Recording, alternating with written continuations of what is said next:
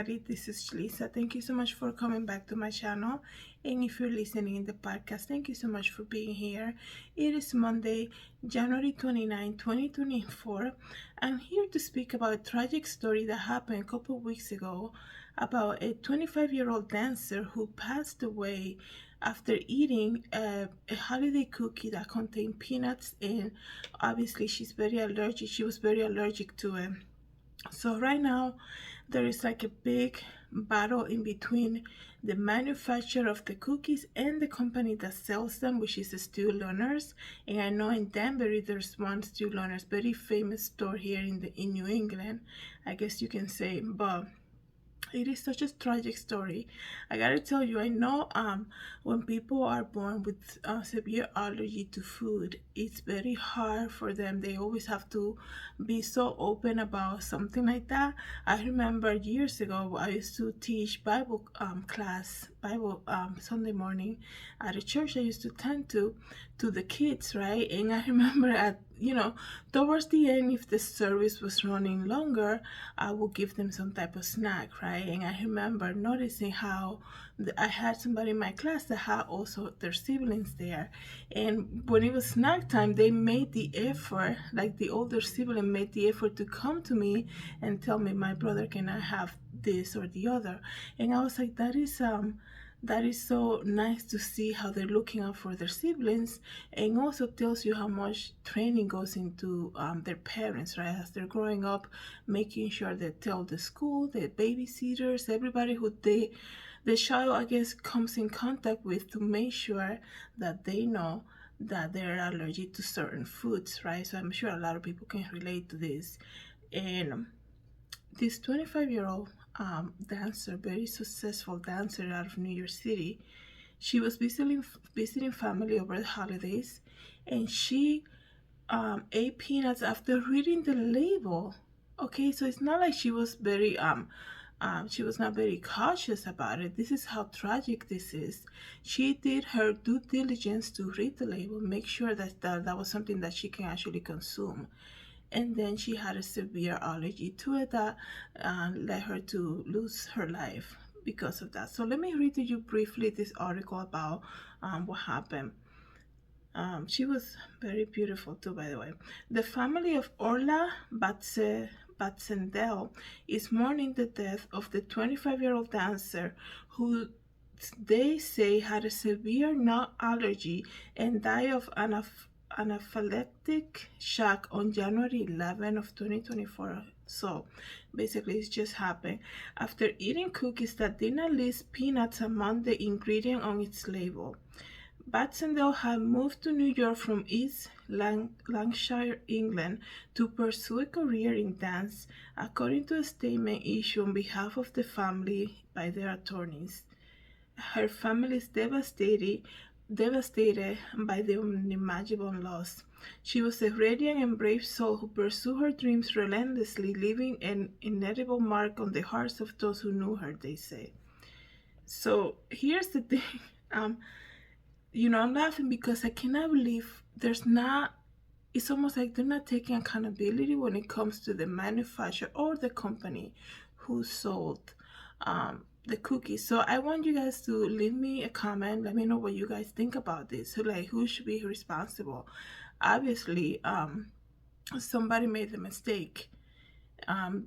Orla, the 25-year-old dancer who died from eating that, she did her due diligence as living with this condition, and she read the label and it didn't list the peanuts as being an ingredient. So what did she miss? She did everything correctly.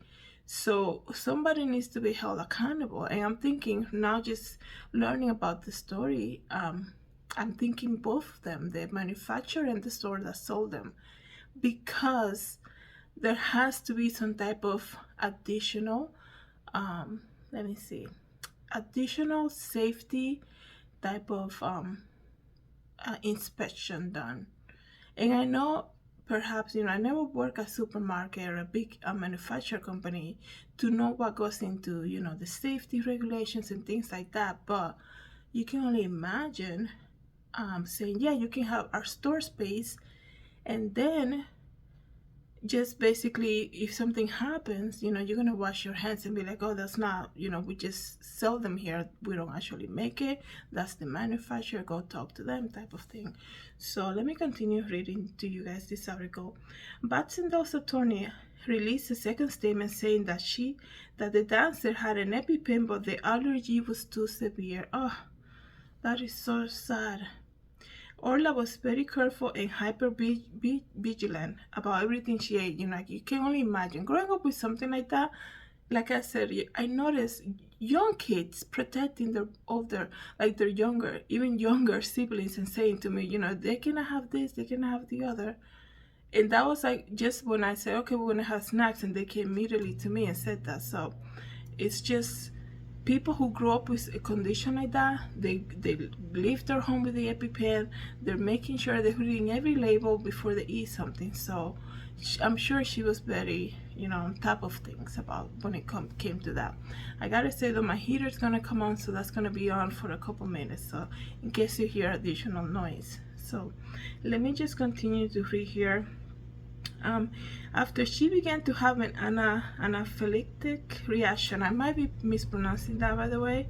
After she began to have an anaphylactic reaction, an EpiPen was used, but due to the severity of the allergy, it was not effective.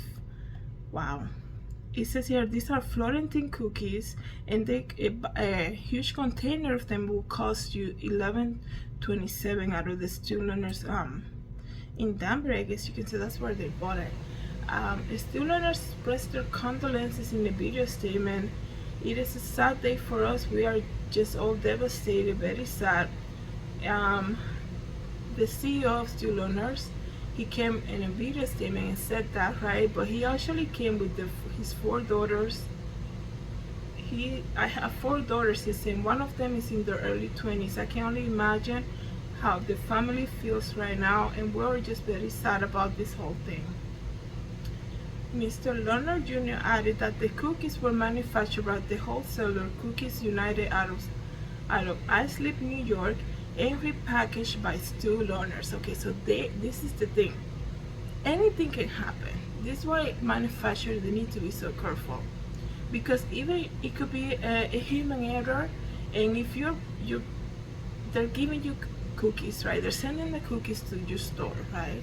And you're gonna open the boxes and repackage them to sell them according to your price and all of that. You are like, I'm just thinking now, a student owners is printing their own labels for them, and in that they're listing everything. I'm sure it's so easy to just copy and paste whatever the manufacturer said, but you are a food store. I'm sure there have to be some type of regulations and things that need to follow. It's a tragic thing that happened, and I'm sure it can happen, can happen to many other people. But I think the biggest issue, this is why they're pushing back. I think it makes sense for the manufacturer and say, hey, student owners messed that up too, because here's the thing.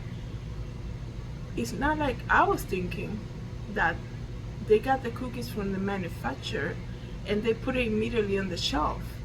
Student owners open them up, use their own containers, use their own labels, and then they put them on the shelf. Like an employee could have made a mistake and put, like, in the midst of the cookies, could have put a different cookie with peanuts on it.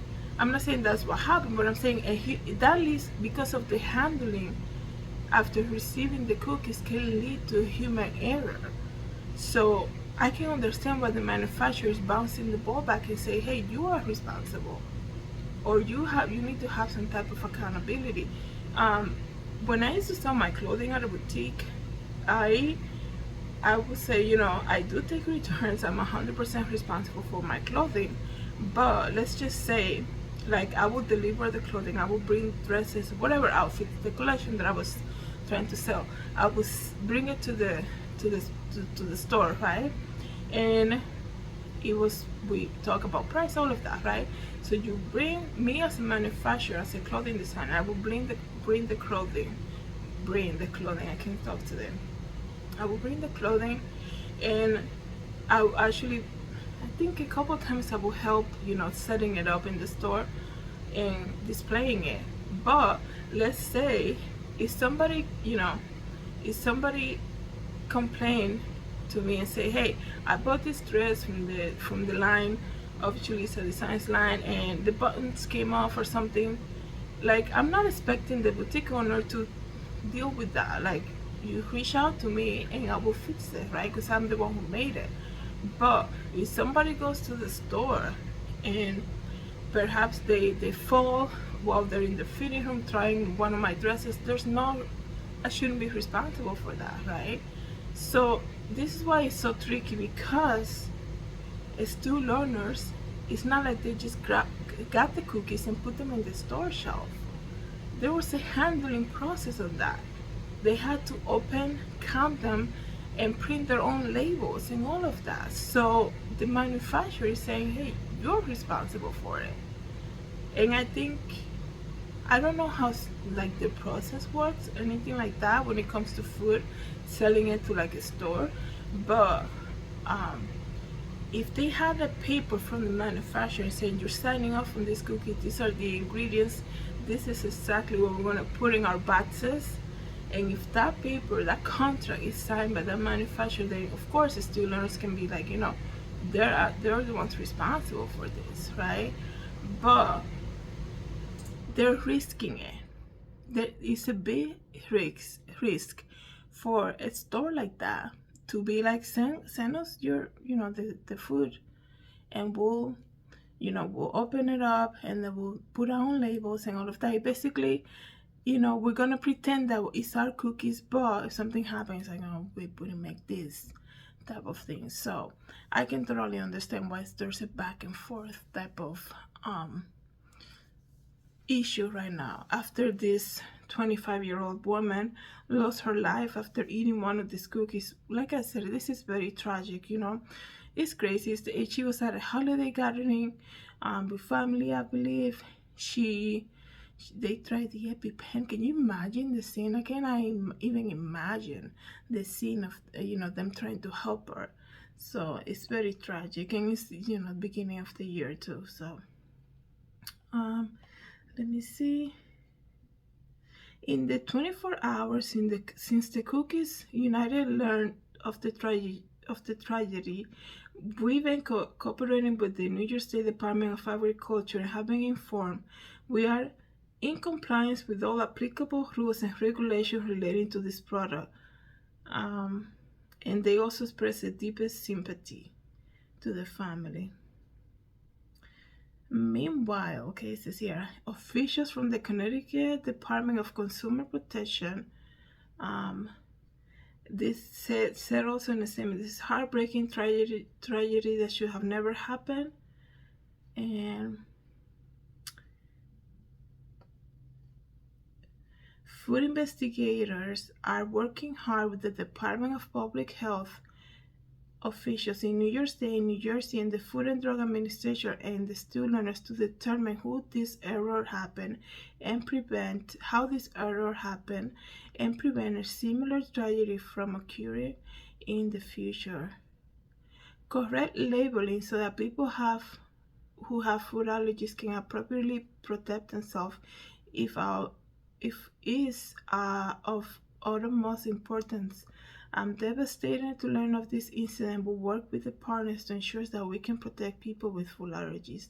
I cannot stress enough the importance of food allergies awareness, and I hope this tragedy does not happen again, said the DPH commissioner.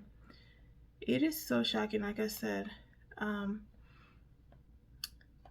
It is so shocking. But even thinking about them, I can only imagine how much safety thing has to go into. You see, like I used to do the farmers market a lot, and I used to see a lot of food vendors, and like your life can change in any moment. That's why you have to be so careful. I'm laughing because it's such a little error can affect somebody like for life, right? And I remember being in the farmers market, and we have so many people, entrepreneurs, just even selling like cupcakes, and they didn't look professional at all to me. They didn't look professional, and I think a lot of people who deal with food allergy probably stay away from eating like outside like that, and like going to street vendors, because they really don't know what's in the food. But imagine kids when everybody's having like a cupcakes and they're like joining in, and it's summertime and they perhaps have a food allergy. I'm sure you know, I'm sure the parents have to deal with, going out and making sure they don't eat stuff like that, or making sure they speak to the vendor, making sure they know the ingredients. So this is such a sad story. Let me know what you guys think about this. Who do you think is at fault here? Like I said, the cookies were sent to store owners and they packaged them themselves and labeled them themselves. So something was missed here. Something was definitely missed here, because I'm trying to think of an example, but it's just, if it was like they just received the cookies and they make room in the floor for it and they put it in the shelf and they use the manufacturer labels and all of that, well, of course it's the manufacturer the problem at this point. But because store owners handle them and open them and label them with their own labels and their own packaging, like they could have, maybe it could have been anything. Like, I'm trying to think, like an employee probably used the packaging for peanut cookies and they're like, oh no, we already have enough packaged the other ones, and then he used the same packaging, maybe some crumbs were left, and like anything that, because of the handling of steel owners, that can lead to so many other errors that can create an issue like they're having right now. That's what I'm getting at. It's so tragic either way, but let me know what you guys think. Thank you so much for coming back to my channel. Have a good day, everybody. God bless.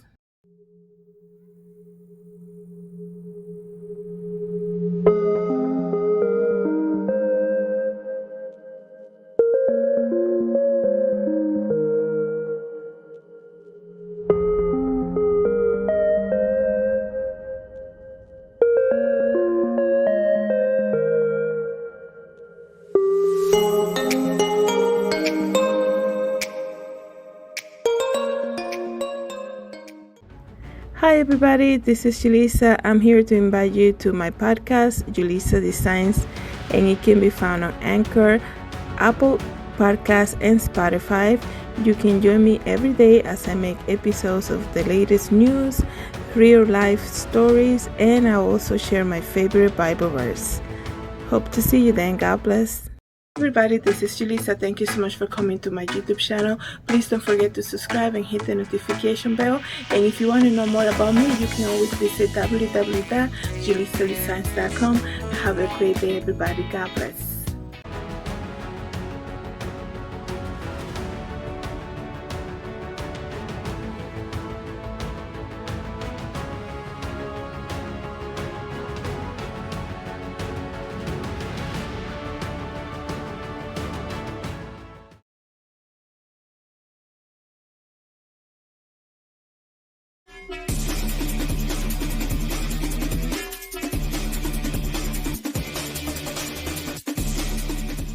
For coming back to my channel, please don't forget to subscribe and share this video, and I hope to see you in the next video. Have a great day, everybody. God bless.